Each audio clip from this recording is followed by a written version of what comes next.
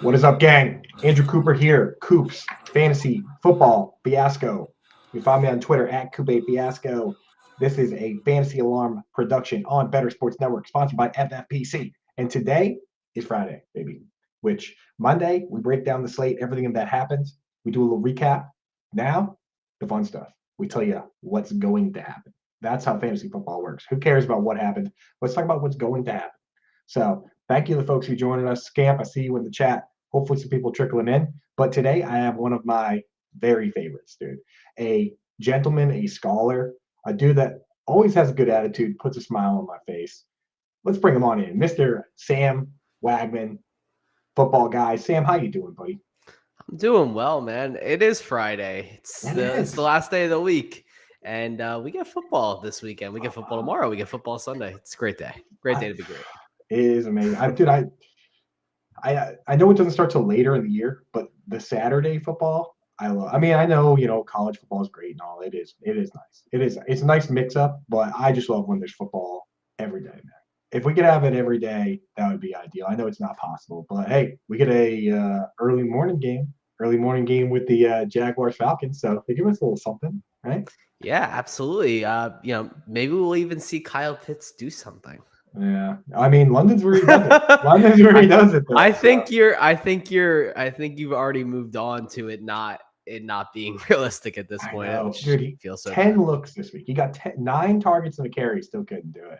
What's up, Ninja Chicken? How are we doing? So the Marcus Smart jersey in the back. If you look closely, there is a little thing of flowers on there. R.I.P. One of my favorite players, but still one of my favorite players. He just doesn't play for my favorite team anymore. What are we gonna do?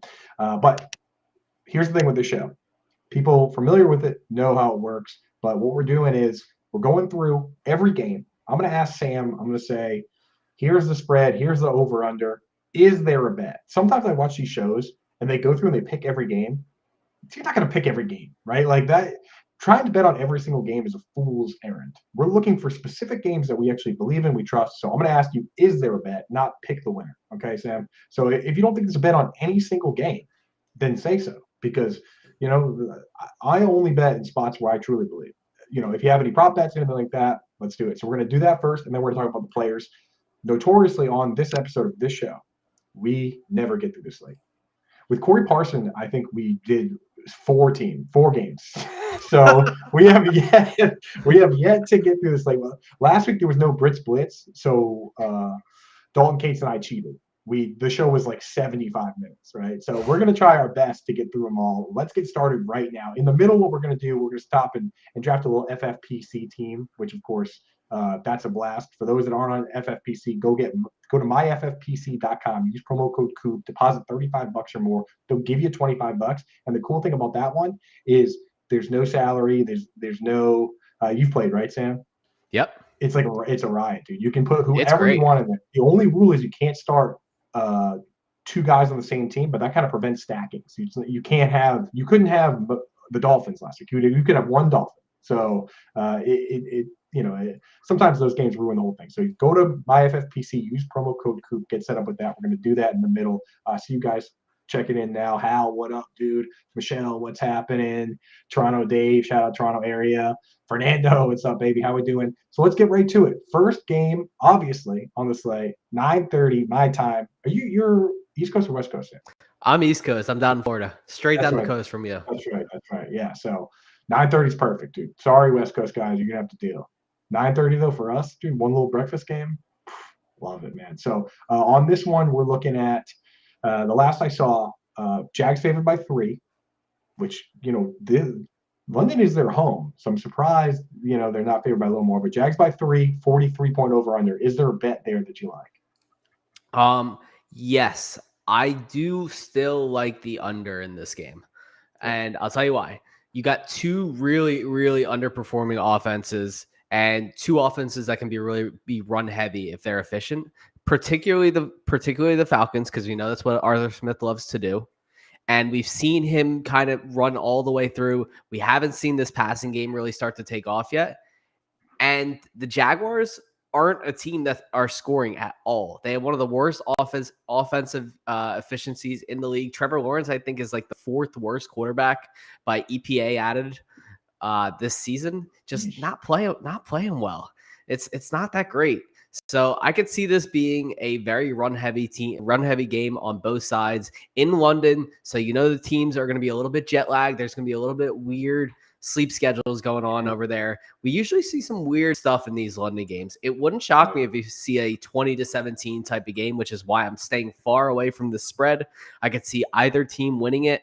But I would probably take the under. I did take the under 44.5. And now that it's gone down to 43, we got some positive CLV there. Yeah, that's the classic move. The under and the cover, right? With the team that's supposed to win grinds out a game. So I feel that. My boy in the chat, Skinner, he's been on a heater lately. He thinks Jacksonville rolls. So we'll have to see, man. Kyle Pitts, do you think he gets anything done here? I will say real quick on the jet lag front. It's kind of interesting. They just told the Jaguars, they were like, hey, you know what? You play enough games out there. Why don't you just stay out there? So, right, they're going out. For those that You're don't already know, threatening to leave. Why don't you just go? Yeah, so for those that don't know, they're going out this week and they're going to stay out there the whole week and then play the Bills. But I think that kind of helps them, right? Because you get acclimated. They'll be on the right time schedule. So I kind of, if you're going to do it, then that's the way to do it, right? Yeah, if you're looking at week 5 look ahead lines, taking the Jags spread against the Bills, which is currently, let's go all the way down here and see what it is. If I can find it, yes, plus 4.5 against the Bills. I would take plus 4.5 for the Jaguars personally. Yeah. Personally, I don't think the Bills have ever played in London before. So right. Yeah. No Also, they did last year and got whooped on. What are you gonna do? The other side is maybe they spend the whole week eating fish and chips and they'll be all greased up, dropping. It could be. I do think there's a chance we see some Kyle Pitts magic here. The Jaguars have not done great against the tight ends this season. They give up the 11th most yards to the tight end this season. So I would like to see Kyle Pitts do something. Remember, this is where he scored his first touchdown. He scored his first touchdown in London before he even scored it in the United States a few years ago. So we could easily see a Kyle Pitts game, and God knows we need one. Yeah, oh my goodness, dude. I thought the last week conditions were perfect and the targets were there. He got a carry and then it was nothing. So and then Desmond Ridder overthrew him by 10 yards. Oh, too brutal, man. He also, dude, he looks like he might have some sort of knee or something. He's got a little hitch in his run, I noticed. So whatever, man. Kyle Pitts, you got to start him where you got him, and unless you have two studs, then I guess you can get away with it. Last question on this game: are you worried at all about Tank Bigsby? It was 52 snaps for Etienne. Bigsby only played like 9, but he did vulture the touchdown. Do you think that was timing thing, or is that actually what they want to do? Is Tank Bigsby the goal line back? I think it's timing. He's looked terrible this year. He had that weird play where he completely screwed up a fumble that ended up being a touchdown a few weeks ago. I don't see it with him, and I love Tank Bigsby. I thought he was going to actually carve out a nice role for himself in this offense. I wasn't a huge believer in Travis Etienne, but everything we've seen through 3 weeks kind of tells me that they are moving towards having Etienne be the back. And I would lean towards them getting things figured out offensively, and efficiency-wise, Etienne looks like a monster. Yeah, he does. I mean, you got to be happy with it. It's almost like same with like James Cook, right? Like you're starting James Cook every week. If Latavius Murray and Josh Allen steal a touchdown here or there, who cares, man? Because there's just so many backs that are terrible, So you just got to roll with it. Next game, Rams, Colts. It's Colts +1. Total's 46, so it should be a decent game for fantasy. Is there a bet here? No, not to my knowledge. Like it's very tough because we do get Anthony Richardson back for the Colts. I really would like to. I got to be honest. I would like to bet the Colts. I think they're the better team here. So if you want to take it, I would probably take the Colts. But I'm also kind of skeptical of why the Colts are not favored in this game because I think it's pretty clear they're the better team. Right. Matthew Stafford's he's playing like himself, So that's the thing. He didn't look good last week. Look good last week against the Bengals. He can do that at times. That is still exactly what he does, right? Like, he plays him being himself means every once in a while he just goes out and it's like, whatever. There is a dud. Right. So, but I think at any given time, him and Puka, they can pull a Stafford and Cup and make something happen. And on that front, everyone's got to have a take on this. Puka and Tutu Atwell both fantasy relevant. I mean, Puka's obviously wide receiver 1, but Tutu's in the wide receiver 2 range. When Cooper Kupp comes back, what happens? I think they keep their roles for the most part. Something that people have started to point out is the kind of routes that Puka is running versus what Kupp ran. We've seen Puka kind of run in the slot for the most part. Yeah. They're not really using him outside as much as they were in the first week. They've kind of started to move him a little bit more inside and let him kind of run those crossers and slants over the middle of the field. I do think we're going to see Kupp run his normal route schedule when he gets back. And I think Atwell is just completely separate from the both of them. I think he has his own role as kind of the flanker of this team. He's going to be kind of a downfield for them. I could see all three of them retaining their roles, and then you really start to wonder whether Stafford can kind of put up some crazy, crazy numbers. Right, exactly. Like he could put up some QB1 numbers in many weeks. Yeah, and on most teams, what you have is you have you have 3 wide receivers, and then for 2 wide receiver sets, 1 comes out. That's true for virtually every team. With some teams, you have a guy like Kupp or Godwin or Keenan Allen that plays the slot for 3 wide, that moves outside for 2 wide. Some teams, like the Bengals, you have T. Higgins and Jamar Chase on the outside, and Tyler Boyd plays the slot, and then he comes out of the game. With this team, though, McVay in the past has been willing to just use 3 wide receivers the whole game. Yeah, they were the highest when Robert Woods was there. They were the highest 11 personnel team in the league. So it wouldn't shock me to see him run 3 wide receivers almost all the time. That's kind of how those offenses worked over the past couple of years, and I think that's how it works best. Right. There was like 2 years ago, they had a game. I think it was like week 12 a couple years ago, because I do our snap count article. They had a game where of all the offensive players, the player that played the fewest snaps played 86% of the snaps. And all the wide receivers all played 97. The tight end played like 95. And it was the running back that just like came up for a couple plays. Like McVay, Ron Rivera at times, these coaches are just willing to use the same 11 guys. So on the flip side, Josh, so right now, speaking of that exact setup, you have Michael Pittman plays every single play. They played 84 plays last week. He played 84. Which is insanity, right? Like 84 NFL plays. Like, imagine a nap the next day that you take. Alec Pierce also played 81. And then Josh Downs is the guy, the odd man out. He comes out for 2 wide, but he's been more productive than Alec Pierce. So do you think that flips at any point? And even if it doesn't flip, are you down with the Downs? Are you down with the get downs? Yeah, I love Josh Downs. Was my favorite rookie this year. And I thought he was going to have this role from kind of day one. I didn't think it was going to take that long to unseat Alec Pierce. As a big Alec Pierce fan last year, I got a firsthand look at how bad he kind of is and kind of how useless he is outside of deep routes. That's literally kind of all the only targets that he's really getting right now. His ADOT is 22.4.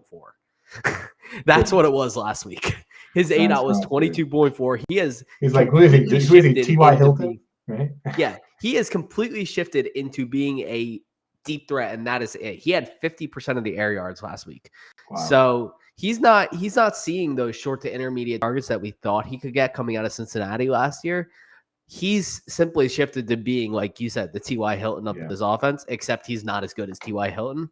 But Downs is playing the role that we all thought he could play. He can play every single snap. He can run nearly every single route, and he can run those contested catches downfield as well, because he also got 20% of the air yards last week. But his target share has been steadily rising, 14 to 16 to 27% last week, and he's getting the targets per route run as well. So I love Josh Downs. I think you're going to see this continue to shift in Downs' direction. As question in the chat here, Downs or Sky Moore? Downs. Well, there it is, dude. And Chuck Bass, what up? Shout out, Chuck. What up, dude? Says, do we know what the Colts want to be? 1.5 games of Richardson, 1.5 games of Minshew. We do from the wide receiver standpoint, because we've seen what they've done. The question is whether sometimes they just flip it. Like last year, Paris Campbell was the one that played every snap, and he kind of played like a Godwin type role where he was in the slot and he stayed out there, and then Pierce came out. We've seen this team do that. Maybe they'll go back to it. But we are now 15 minutes through the show, 1/4 way through the show. We've only done 2 games. This is what happens. So we're going rapid fire on the takes here, moving forward. We're not going to get through the whole thing. Commanders at Eagles 8.5-point favorites for the Eagles. So looking like this is going to be a real problem for the Commanders. Total's 43.5. So the implied point total for the Commanders is bad. And their quarterback threw 4 interceptions last year. So first question, Jahan Dotson, what are you doing with it? I'm pretty close to panicking. This is not a situation that you want to be in with Jahan Dotson. This is not a high volume passing attack, which is ideally what someone like Dotson would need, because Terry McLaurin is still there, and Terry McLaurin is still the guy in this offense. I never thought he would go away from being the guy. So despite the fact that we haven't seen him exactly put up the numbers that we know and love to see from Terry McLaurin, and despite the fact that Jahan Dotson is playing more of the routes, McLaurin's still seeing more of the targets. And at the end of the day, that's going to be what's important. McLaurin's targets have risen every single week. Obviously he was coming off the turf toe to start the season. I can only assume he's just been getting worked in. Now he's probably got to be back to full health. And we always see McLaurin go off against the Eagles. I've never seen Dotson go off against the Eagles that much. So I'm kind of looking to see Dotson not fade away, but he's more a wide receiver 4 than wide receiver 3 with wide receiver 2 upside.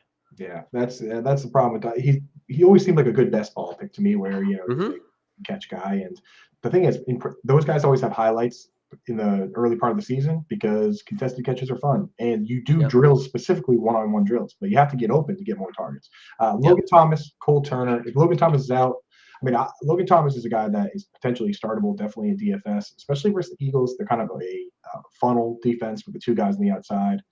We saw Hunter Henry score. We saw TJ Hawkins score twice.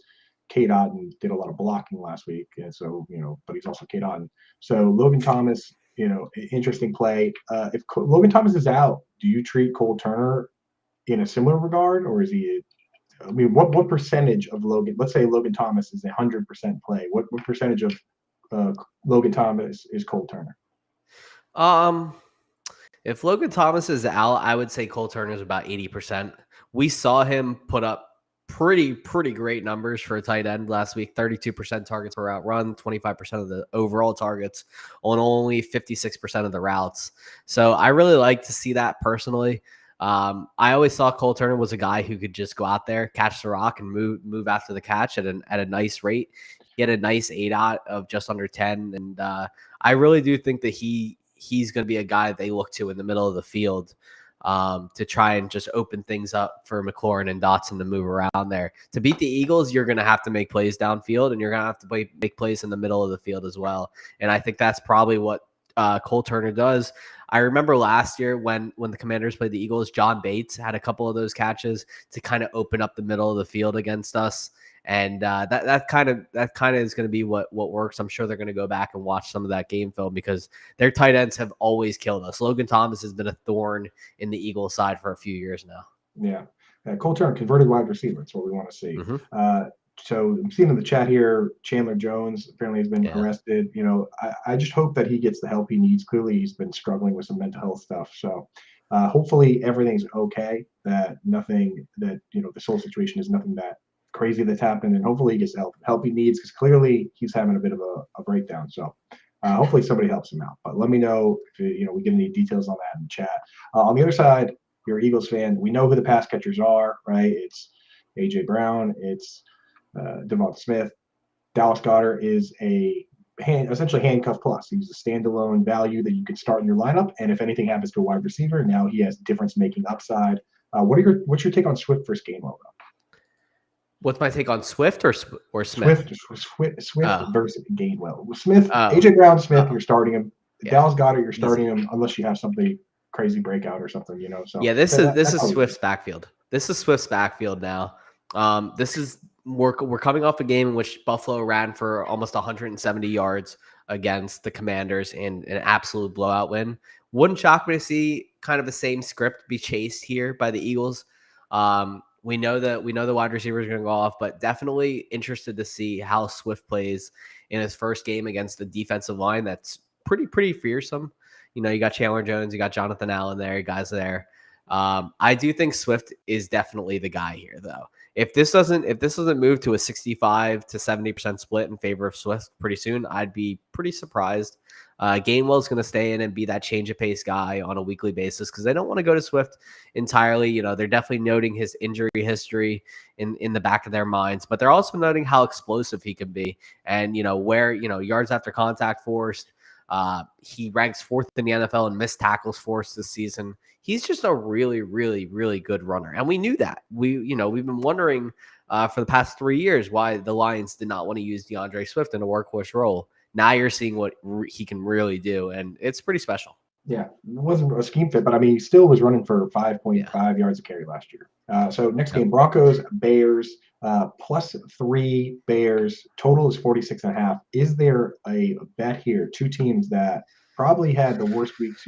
It's crazy that it was like the Bears had such a crazy bad week all week long, and the game was obviously bad, but then the Broncos were like, hold my beer, and lost by 50 points. So, I mean, which coming out of those, and here's the thing, folks, Broncos D is still on the table for me because they're a good defense. They got Justin Simmons back. These guys are professionals, man. You have a bad day of work, you don't take your ball and go home. You go back to work, right? They're not going to break up the band. Like, you can't just be like, oh man, season's over now. Like they're Justin Simmons himself already said, hey, you know what? Fresh slate, new week. So I'm still starting Broncos D, but in this game, is there a bet to be had? Or are these teams just too all over the place to bet on? This is a game. It's a classic. It's a classic, style of game for me. It's two teams that are horrible, which means you can't trust anything about them.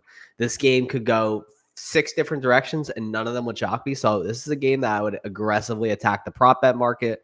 I'm attacking both teams' rush defenses because they're both horrible. They both are the first and second worst teams in terms of defensive rushing DVOA this season. And I mean, we just saw the Broncos let up over 300 yards. And the Bears aren't that good, stopping the run either. They're pretty bad at stopping the pass too. But I don't trust Russell Wilson. So I will be attacking for sure with the Bears running backs. I like Roschon Johnson over 31.5. It's kind of juiced up now. It's at -140, but I still kind of like it. You can kind of buy that up to around 34, 35, and it's a good number. Khalil Herbert's sitting at 40.5. If you think he continues to have a strong snap share, I would roll with him. He can have that breakout. Remember, he still led the NFL in rush yards over expectation last year, so he's still good at football.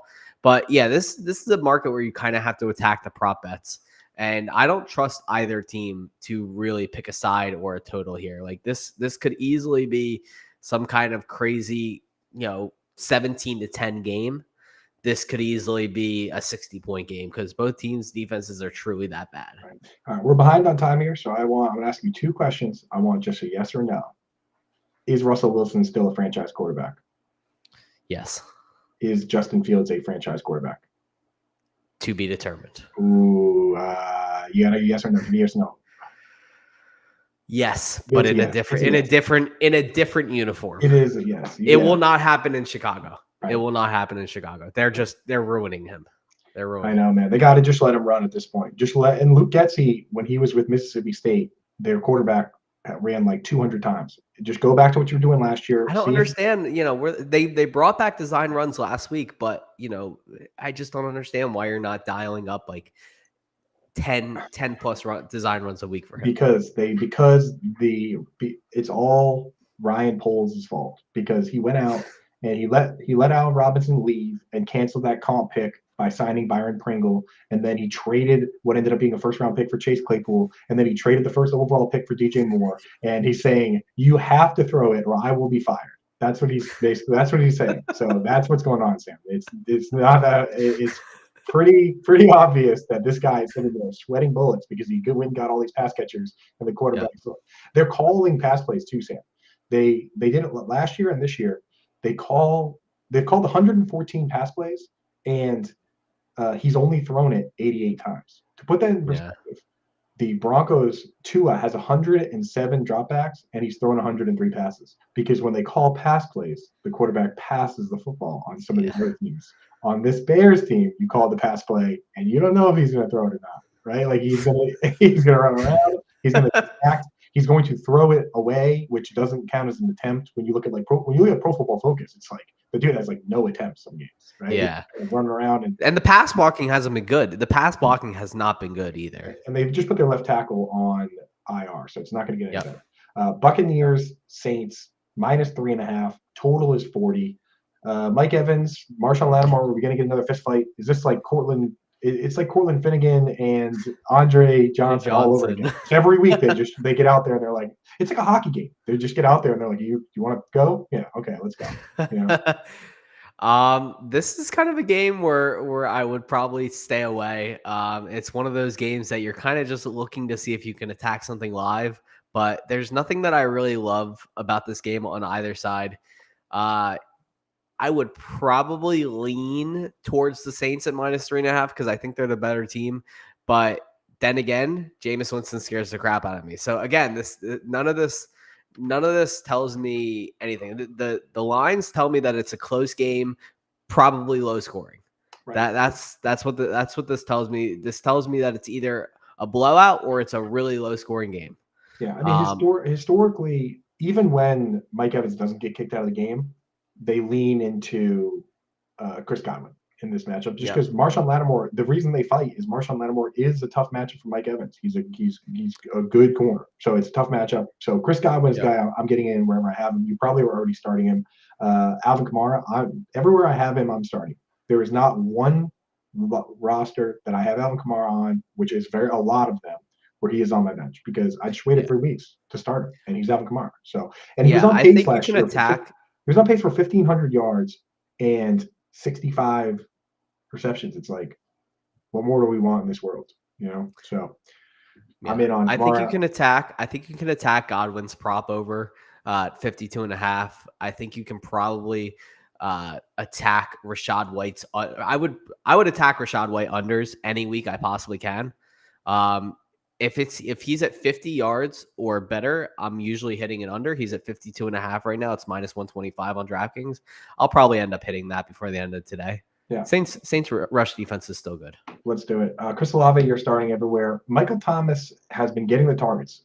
8 targets, 9 targets, 9 targets. But Rashid Shaheed, Michael Thomas is getting the snaps and the targets. Rashid Shaheed is making the explosive plays. Do you think they just keep it the way it is, or at any point did they say, "Hey, you know what? We got to get Rashid more snaps"? When they put him on the field, he scores big plays. When they don't put him on the field, he just comes out and returns a punt or a kick, and he's like, "See, like he's kind of forcing his way on." So I don't know. I'm a big Michael Thomas guy. Do you think at any point it shifts and they actually just say, "Hey, you know what? This kid's too special. We're gonna give Michael Thomas more breaks and play this kid more," or do you think the way it is the way it is? I think right now it's the way it is the way it is. I don't think Dennis Allen is that kind of innovative coach where he's going to look to introduce a kind of a new paradigm in the fact that you finally have Michael Thomas healthy. I think people have just been clamoring for him to play all this time, so I think they're probably going to keep it how it is right now. Nice. We're at the halfway point, or just about, and we're like 6 games in, so not on. That's not terrible. We still got to make an FFPC team. So Sam, all right. Ravens at Browns -2.5. Total is 40. The 2.5 obviously in favor of the home team Browns, but this could be a dust up, man. What are your thoughts on the receivers for the Ravens? The thing with a guy like Mark Andrews is this is a terrible matchup for him. This defense is good. Last week, Myles Garrett was going so crazy that the Titans held Chig Okonkwo, who's not a big player. He's not a big blocker. They made him block on 6 pass plays. He's never blocked on more than 3. They literally just said, "Hey, you know what? This guy is such a menace. You have to stay in." They don't really do that with Mark Andrews. Even with this defense, how far can you even move Mark Andrews down in the rankings? 5, tight end 5, right? It's like you just start him. So we don't really need to discuss Mark Andrews. But with the wide receivers, where are you at? Zay Flowers, low A dot, but high target share guy. Rashad Bateman kind of looking wishy-washy. Nelson Aguilar is Nelson Aguilar. Is there what's there for you? Is there a DFS play? Is there a bet? Is there an ad? Is there a trade target? Yeah, I'm actually taking unders on all of these players right now. Oh, nice. For me, it's just the fact that Cleveland's defense is producing at an absolute historic rate right now. And I don't know what we're going to see. I will note that I don't know if you saw it before the show. Deshaun Watson threw one pass and then walked over to a trainer. Dorian Thompson-Robinson's being prepped to possibly start. It wouldn't shock me to see him get the start over Deshaun Watson. Oh boy, that would we be have a because he looked so possible- good in preseason. Yeah. That would be such a We have nightmare a for the possible Browns. Marlon Humphrey coming back. Marcus Williams will be back. This is probably an under game for me. So, if I had to lean anything, it's probably the under here. I would look to get it before we get a ruling on Deshaun Watson. It's currently under 39.5. So this line, by the way, this line is actively falling. It's crashing. I It's at put in 1.5 40. now. I put in 40 at it's 1.5 now. I did the show sheet. I updated it. Sam, when did I do it? Like 20 minutes before the show. I updated everything, and the line was 40, and now it's 39. Like it's it's crashing. To me, that says Deshaun Watson is not going to get the start here. You're going to have Dorian Thompson-Robinson here. You're going up against the Ravens are all going up against a really good Cleveland Browns defense in a year where you haven't seen the Ravens so-called explosive pass offense be utilized yet. One bet on it happening this week. So I'm on the Ravens. I'm on the Ravens money line to win this game because I don't think Dorian Thompson-Robinson is going to be ready for a gritty divisional showdown. So that would be my bet. Oh my God. While you were saying all that, I went over to my Scott Fishbowl league to check on Dorian Thompson-Robinson, and Mike Fiala already added him. That absolute rat, dude. He is such a weasel, dude. Of course it's him. Of course it's Fiala, dude. What a Patty's home, my literal arch nemesis in the fantasy. How is that league going for you? I know we don't have that much time, but how's that Boston Live going for you this year? Bloodbath. Yeah, I feel that. Yeah, it's all over the place, dude. DeWiz, Dan Wisner, is his first time. He came out to live show. He's in first place, dude. But Fiala is also 6-0. My team's right in the middle of the pack, 3-3. But there's no bad teams. Okay. You know what I mean? Like, John and Pemba's team in last place, but he's got guys coming. He's got like Kamara. He's got all these guys coming back. So like, there's no ever. I don't know why we do that too. We're all like, oh yeah. Like Mike hit me up. He's like, here's the division we're joining. Like, and me and Bob Gilchrist, and we're all getting the same division. And then we get there, and I'm like, oh, none of us are going to win this. You know that, right? Because like we're just stepping on each other's toes. It's the stupidest thing. But it is so much fun going to the draft and talking trash. Yeah. But yeah, it's like nobody coming out of our, it's Matt Hicks, Dave Wright, Zach Reed, John and Pemba. Yeah, it's like a murder. It's like a murder. Yeah. There's like we actually filled it before like any of the like quote unquote fans could even jump in that one. So it's just like it was a really stupid decision. And next year I'm definitely already told those guys I'm driving to New York next year. I'm gonna like reach out to Better Sports Network and try and get them to like assign me to New York so I don't have to draft with Mike anymore. Love that. He's driving me nuts. Love that. Yeah. So Jerome Ford, Kareem Hunt. Jerome Ford looks like a guy. Let's not get too deep into it. Let's do an FFPC team real quick, folks. So this is the weekly platform. I still do the other ones, but I go to FFPC, myffpc.com. Use promo code Coop right now over there. And first-time depositors, you deposit 35 or more, they'll give you 25.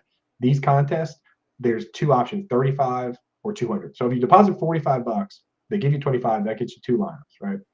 And you can do the 10-team leagues, 30-team leagues, or 100-team leagues. And here's how it works. It's just like the most famous game that they have is the playoff challenge. In the playoff challenge, you build your team, and you can only pick one player from each team. There's so much strategy in the playoff version because that's your team the whole time. This one is just each week, so you can build these like colossal, crazy lineups based on matchups and whatever you want to do. And there's no salary cap, which I love because so many like last night I had to take. I had David Montgomery as my captain. I could have won. He had 3 touchdowns, but I had to take Romeo Doubs out of my lineup to make it work. And the lineup that won had David Montgomery and Romeo Doubs. It's like, forget that stuff. No salary. You pick any players you want. You just can't pick 2 guys from the same team. So we're going to do one now. The team name, of course, is Swag Fiasco for my boy Swagman and Coop Fiasco, which, I mean, love it. Already off to a strong start with the name. So I'm going to let you go first with the quarterback. Let's get a quarterback in there. It's got to be. Ideally, I like starting quarterbacks where it's like they don't have like one like featured number one guy. They kind of spread the ball out. It's worked well for me in this because then I don't have to worry about like, oh, if I use Kirk Cousins, now I can't use Justin Jefferson. And so, what are your thoughts? What's a good shootout potential game where we're going to have a QB that or rushing quarterbacks, of course, is like the cheat code as well. All right. So you might think I'm absolutely nuts here, but what if we go? We have to do with something. Anthony Richardson this week. No, let's absolutely 100% do it. I love it. They said that when they already said that they're not changing how they use him at all, right? So what if he scores 2 rushing touchdowns? And the thing is, these are really tough because everyone's teams are loaded. Last week, Dalton Cates and I picked one that had Devontae Adams and Kenneth Walker scored 2 touchdowns, and we had Keenan Allen, and like it was crazy. We had all these guys, but just Kyle Pitts. We had Kyle Pitts instead of somebody else, and we didn't win. So we got to go. Yeah, like the thinking is that like, of course you have the rushing upside with Richardson. He can do that, but he also can throw. He also has thrown the ball like honestly not terribly so far through 1.5 games. So we could easily see him get down the field, and I don't think the Rams secondary is that good. Now, hey, chat, throw out some players that you like. We'll mix them in if there's good matchups. So think about what are the best possible matchups. We want like slam. We can use anyone we want. So we want crazy slam dunk matchups. Like at running back, do we go Christian McCaffrey against Arizona, or do they just beat Arizona by so much that they don't use Christian McCaffrey a ton? I guess that's the real question. So I'm thinking here. We're still seeing a lot of volume with Alexander Mattison, right? The Panthers ranked 30th in fantasy points allowed to running backs this season. That could be a back and forth game. Pretty bad defense on Minnesota's part. Carolina's let up, 35 points. Say no more. He's in there. We gotta get these guys in there. We gotta get 4 flexes in here. Put them in. Right. What else we got? Who's next? Let's see. Josh Jacobs of the Chargers, or do we want Devontae Adams? We got to start either Jacobs or Adams in that game. I would like to get a player in against Chicago here, okay. And I kind of. Do you think we should roll with a Denver wide receiver, or should we roll with Javonte Williams? I want Cortland Sutton in there. Okay. So we're gonna go Sutton. So you don't buy that this could be a Jerry Jeudy game? No. Okay, let's do a Cortland Sutton then, baby. Cortland Sutton's in. Do we want Josh Jacobs or do we want Devontae Adams? Because that game I think is going to be high scoring. I think we want Devontae Adams personally. Yeah, let's do it. He was complaining this week. Squeaky wheel gets the grease. Always. He got 20 targets last week. I mean, it's like I think he was complaining that he was doing too much, but still, you got to do it. I think. We have to. Weapon X is right. We have to get Jamar Chase in against the Titans pass funnel. Oh yeah, genius, dude. Yeah, get those in the chat. Let's go. Yeah. And done. Never late to the party. What's up? Sutton premium pick. Let's go. Ani Coop's in the house. What's going on, everybody? Get some guys in there. What do we want here? Zeke or Let's get Chase. We need to get Chase in there for sure. Yep. Okay. Yep. Chase is in. That's beautiful. That's exactly right. Let's see. Let's go back to running backs. We can get a ton of running backs in here. It's like because we can Can we go back in time and put David Montgomery in? I know, I wish, dude. That would have been perfect. That's like when you said I read my Thursday preview article, and I was like, I bet this article is going to be a banger because the game was last night. What do you think about James Cook against Miami? Remember, Miami allowed a ton of yards on the ground before. Yeah, good. With Cook, the only concern with Cook is the goal line stuff, but I'm not worried about it. His ceiling's kind of capped. No, let's get him in there, dude. Let's get him in there.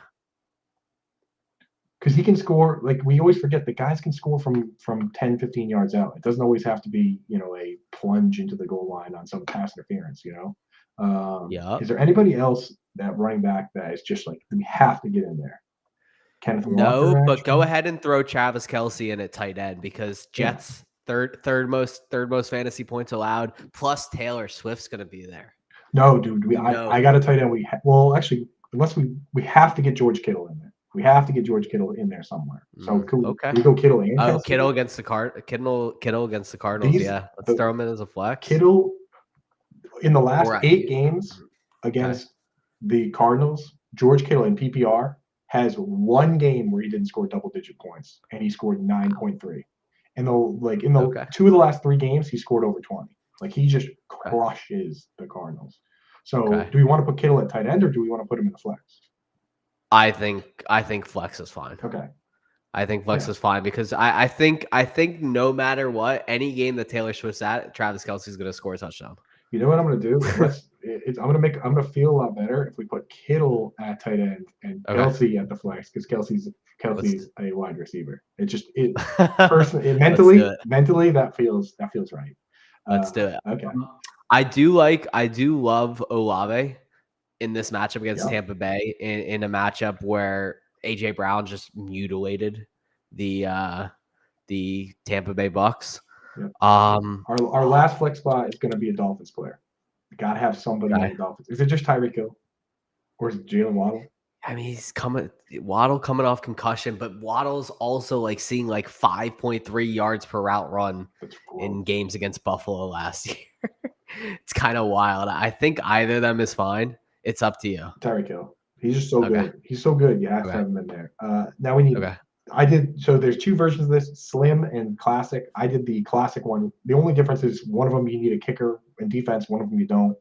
Figured, you know what, we're fantasy analysts. Let's get a little bit, whatever edge we can get. So high scoring games. Let's see. How about maybe Jake Elliott against Washington? We don't have any Eagles in there. Yeah, let's do it. Washington Eagles defense against Washington. Let's do the defense. I like Eagles defense against Washington a lot better. Yeah. That the offensive line can be really manipulated for Washington. Yeah. I think Buffalo murked them last week against that. Chat wants Tyler Bass. We have James Cook in the We have a Buffalo. We have a Buffalo player already. Moody. We have George Kittle, so we can't use Moody. Scroll down. Pat's D. Let's see. I'm gonna start Pat's D against Dallas. Nick Skinner's a Patriots fan.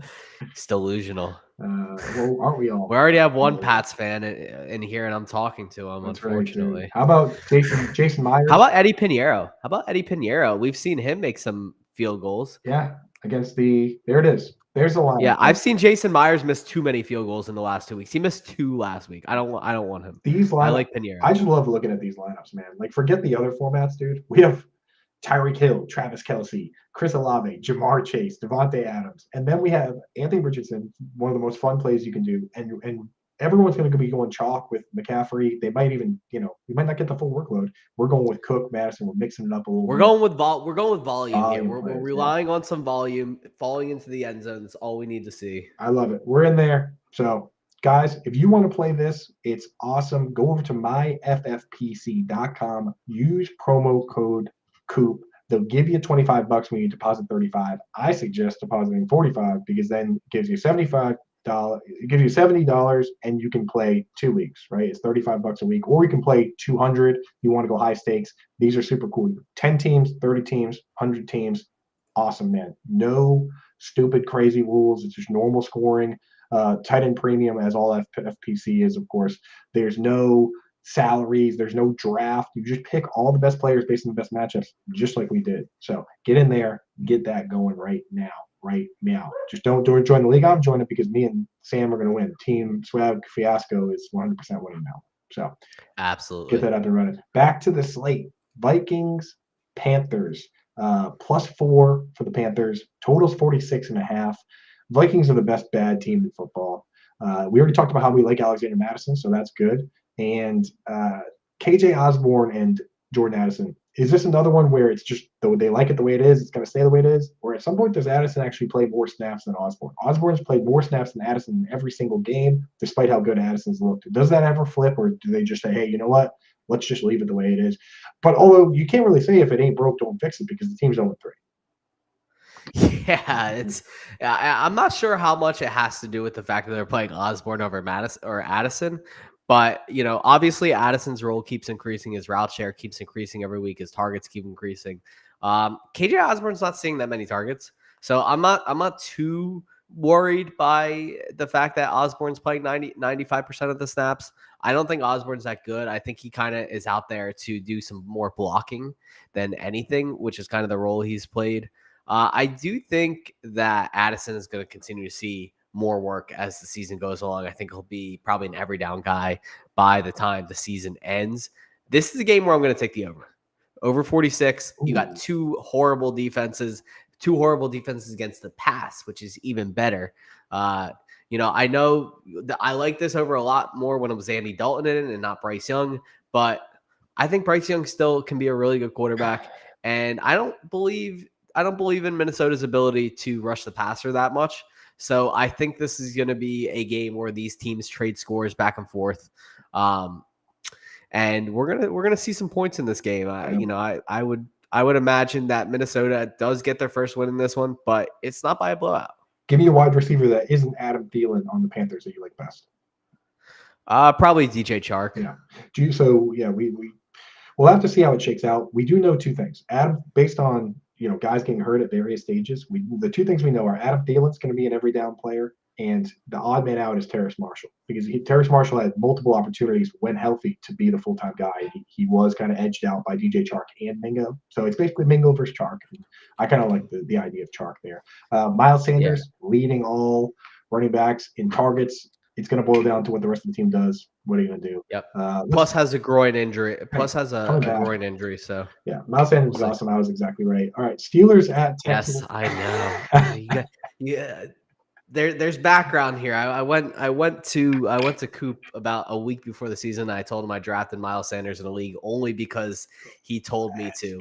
I've been a vehement Miles Sanders denier as a Eagles fan. You have the right. Yes, you have the right. That's because I've watched him. Yes, that's because I watched him. I know, and I know what he is.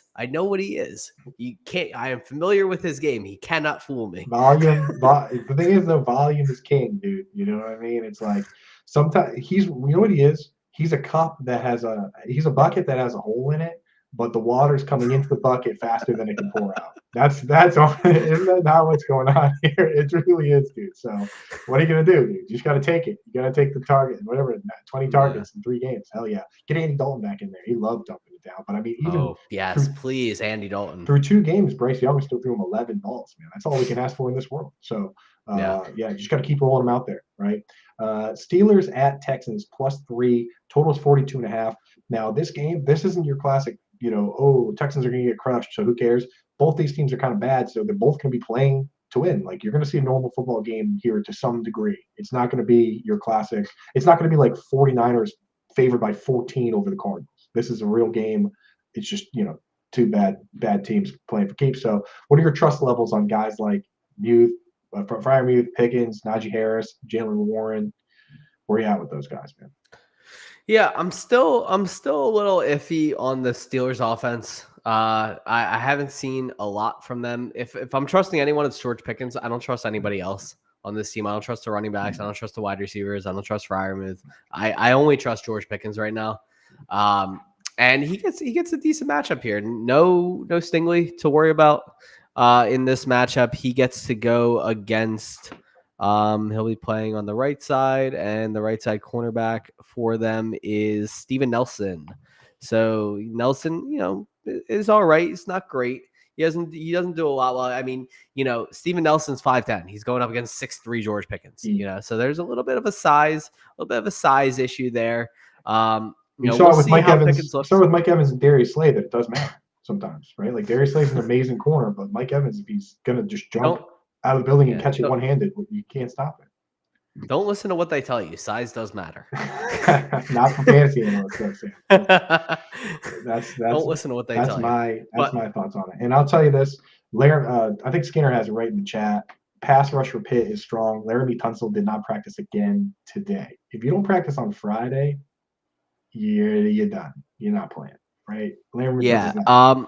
I personally think, despite what we've seen in the last couple games with the Texans putting up some points, I think this is going to be an under game. And I think they're hanging this line as a low line. It's a little bit of a sneaky line. I think this could easily be, a 20-17 game. Again, another tight game here. This doesn't tell me it's going to be, a large spread between these two teams. I think the talent differential is a lot closer than people think. I think this line should probably be Pittsburgh -1.5, not -3. So if you had to ask me, I would take the Texans, but I'm going to stay away from the spread and I'm going to take the under.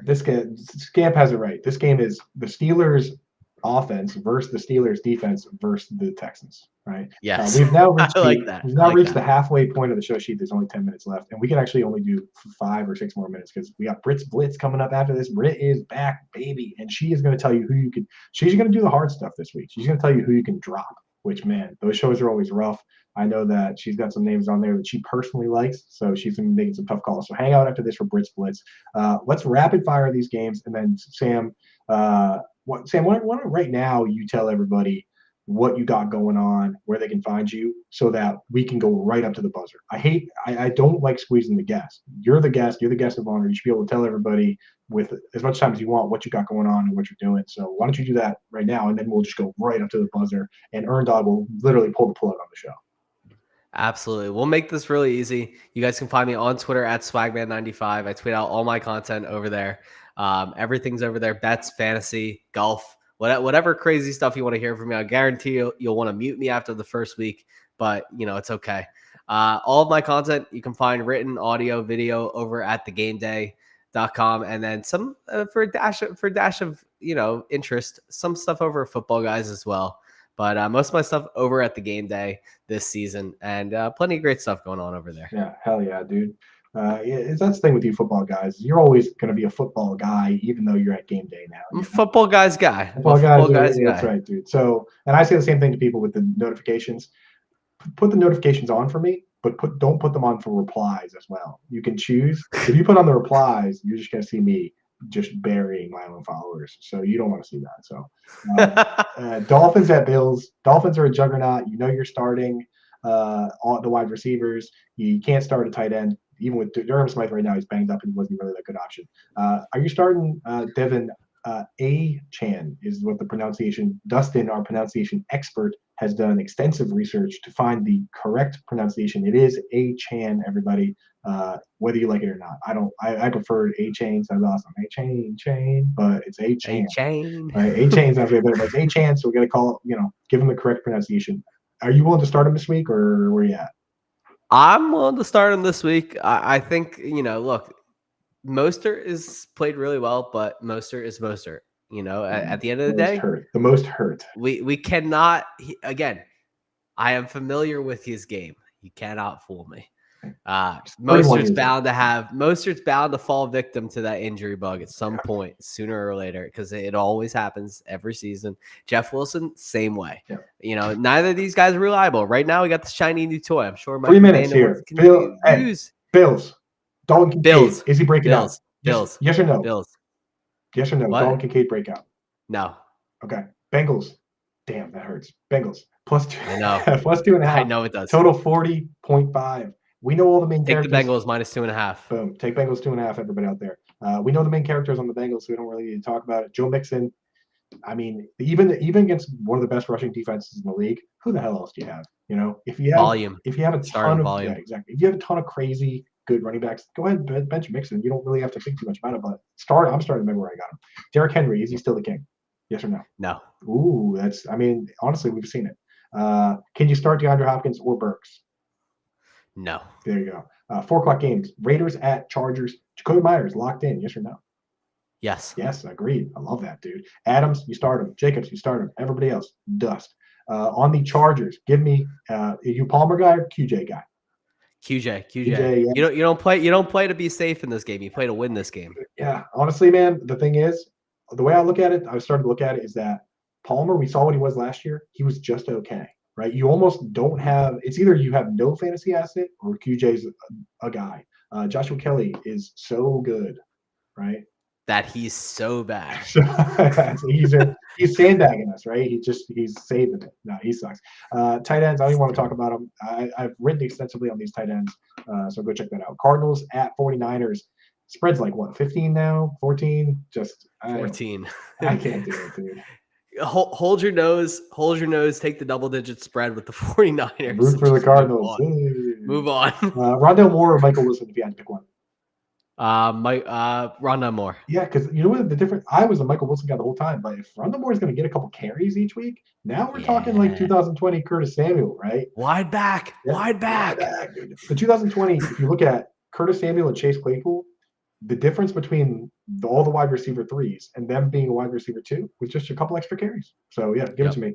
George Kittle is in the Smashatorium. We already talked about that.